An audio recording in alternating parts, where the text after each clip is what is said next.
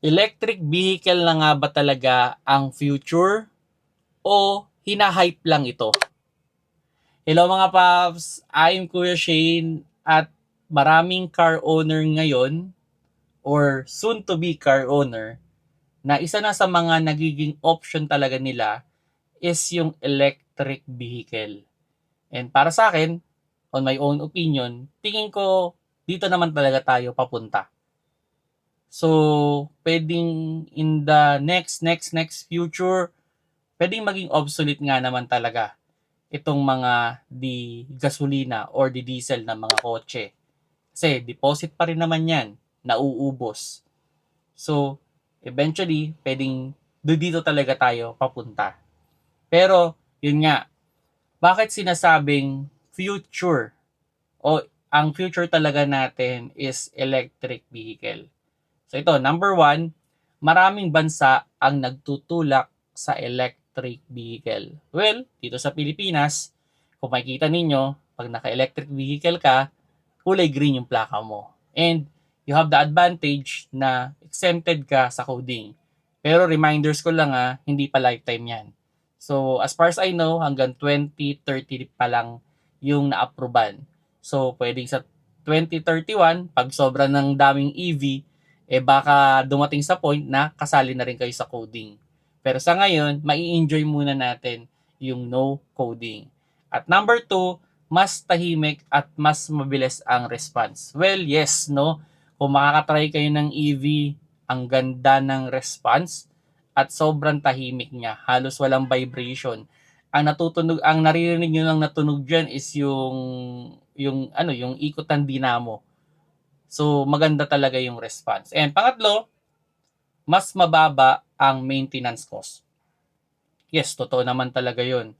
Ano ba yung mini-maintenance pa dyan? As far as I know, every year na lang yung maintenance nila eh. And halos yung kanyang mga liquid, hindi naman ganun kaabilis pinapalitan compared do sa di gasolina or di diesel. So, ganun na talaga yung mangyayari, less maintenance. And, sabi, yun nga, tumataas ang gasolina. So, yun nga hindi kasi natin napipigilan yung pagtaas ng gasolina. Talagang pataas talaga yan kasi deposit yan eh. So, eventually in the future, mauubos din talaga yan. At habang kumukonti yan at lumalaki yung demand, hindi malayo na tumaas talaga yung presyo. And yun, bakit may nagsasabing hype lang? Ayan. So, bakit nga ba may mga nagsasabing hype lang talaga itong pag-iibi, no? Sabi nga, may mga rumors pa nga na sinasabi na pag pumunta ka sa mga known brand ng EV, nakapila ka. Hindi mo mabibili agad.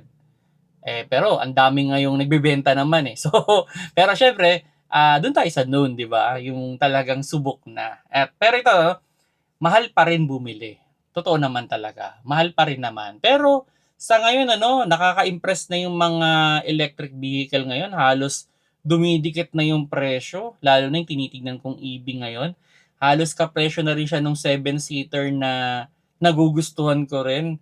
So, medyo gumaganda yung laban kasi nga maraming brand na pumapasok, marami silang nagko-compete, so hindi malayo na gumanda yung pressure niya. At yun, charging infrastructure, kulang pa. Tama din naman yun. Kulang pa na nga naman talaga yung infrastructure ng ating charging. So, kumbaga, kung tipong from Manila going to Mindanao ka, kailangan mong planuhin mabuti yung mga route mo at kung anong oras ka darating. Kasi hindi pa naman widely available yung mga charging station dun sa mga area na posible mong daanan. So, kailangan mong planuhin. Pero, hindi natin masabi, habang dumadami, may mga businessman din dyan na makakita ng opportunity, baka magtayo na ng mga charging station na maliliit doon sa mga kalye. So, pwedeng papunta na rin tayo doon. And yun, battery replacement fear. Ako, isa yan sa mga worries ko talaga yung pag ng battery, magkano kaya pag nasira. Pero sa ngayon, dahil nga ang ganda na rin ng warranty binibigay nila, ang question ko na lang dyan is, gano'n nila kabilis papalitan? Yung 8 years warranty, there's no doubt na mawawarranty naman. Pero gano'n kabilis? Baka naman abutin ng 2 buwan. Di naman siguro sana. And yun, depreciation pass, charging tech. Okay, tama din naman yun, sobrang bilis pagdating sa technology, napaka-fast-paced talaga nila. Baka yung binili mo ngayon, after 2 years, obsolete na yung technology na yon. Meron na namang mas bago. So malulungkot ka lang. Kasi ito, on my own opinion na lang, yung gasolina natin tsaka yung diesel, nandun na tayo sa edge na-push na natin yung pinaka-maximum niya. Pero dito sa EV, parang nandun pa lang tayo sa baby pa lang to eh. Kumbaga hindi pa ganun ka talaga, meron pa tong ipupush. So, tingnan natin, yun yung isang yung parang, di mo na ako bibili. Kasi baka next 2 years, meron na naman maglabas ng mas magandang battery, mas mabilis ma-charge, or mas malaki yung range, mas matulin, mas maganda, mas komportable. So, lahat lahat yung i-consider mo. So, dapat bang bumili ng EV? So, sa ngayon, sa Pilipinas, pwede natin sabihin, ito na talaga yung future natin. Yan. Talagang papunta talaga tayo dito. Pero, hindi lang ganun kabilis. Yan. Hindi lang ganun kabilis yung pag-adapt natin dito. Maybe, abutin pa tayo dyan ng mga 10 years o 15 years o 20 years bago natin talaga totally ma-adapt ng EV. Kasi naglalabas pa rin naman ng mga gasolina eh. So, yun So, sa mga dyan, sa mga bibili ng EV na kotse, siguro ang pinaka-suggestion ko na lang sa inyo, pag-isipan nyo mabuti. I-check ninyo kung pasok ba yan dun sa lifestyle ninyo. Kasi sabihin na natin may binabagayan din yan na lifestyle. Hindi pa yan para sa lahat. So, ang isang question nga dyan meron ka bang maitatayong charging station or charging area sa parking space mo?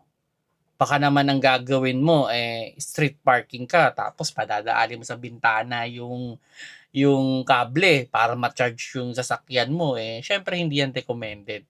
Dapat talaga meron siyang safe space, At syempre yung travel mo o way of travel mo. So, ang tanong dyan suited ba yung EV na bibilin mo na yun nga sinasuggest ko na kung meron kang weekly na pinupuntahan na province, kaya bang ibali ka nung EV mo? So, yun yung isang kasi kung hindi kaya, well, maybe hindi EV yung para sa iyo, Pero sa tingin ko, ang isa sa pinakamagandang technology ngayon na pwede nating i-adapt agad na walang pagbabago dun sa sistema natin is yung hybrid. So, yun, hybrid talaga yung maybe yung pinakamagandang option sa ngayon pa lang. Dahil nga lack of infrastructure pa rin tayo in terms of charging station. Baby step pa rin o nasa improvement stage pa rin yung ating mga electric car. And still, yun, makukuha naman natin yung advantage ng fuel efficiency. So, yun mga paps, So, tatanungin ko kayo, hype nga lang ba talaga tong EV o ito na nga ba talaga ang future natin pagdating sa pagkokotse?